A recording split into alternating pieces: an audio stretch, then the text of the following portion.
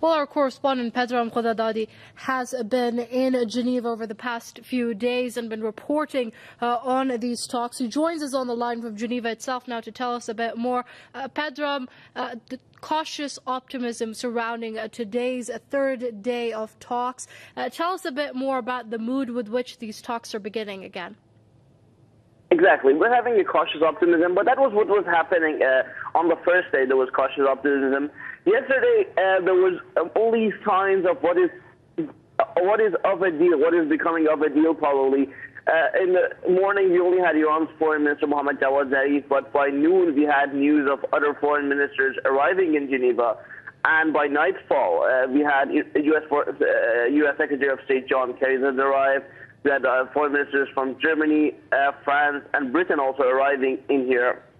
So the modality of talks, the route of talks has completely changed. We had a 5-hour meeting trilateral between the U.S. Secretary of State John Kerry, Iran's Foreign Minister Mohammad Javad Zarif, and EU Foreign Policy Chief Catherine Ashton. At the end of the 5-hour meeting, which finished last night at 11:30, which was only like 12 hours, which was only about 8 hours ago, they decided to start talks again in 30 minutes from now, which is 8:30 local time.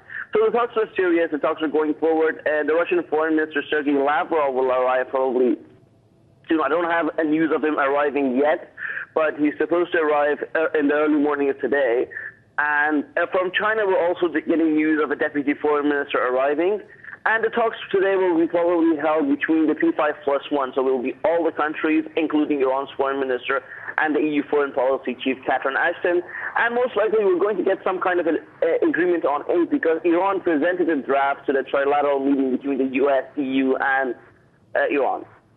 Right now, Pedram, as the world holds its breath and keeps its eye on Geneva, do we have any clues as to what a potential deal may even look like?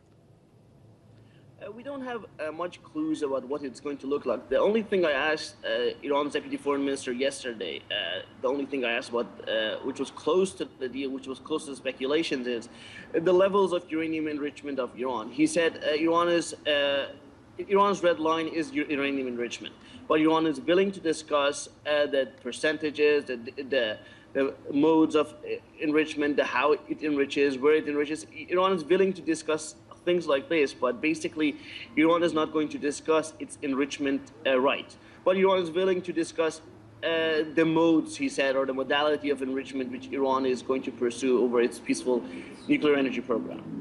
Okay, half an hour from now, as you mentioned, the talks are going to start. Our correspondent Pedram Khodadadi there, standing by in Geneva. Pedram, thank you for updating us on the situation there. Press TV will, of course, continue to provide you with updates throughout the day as these talks get underway.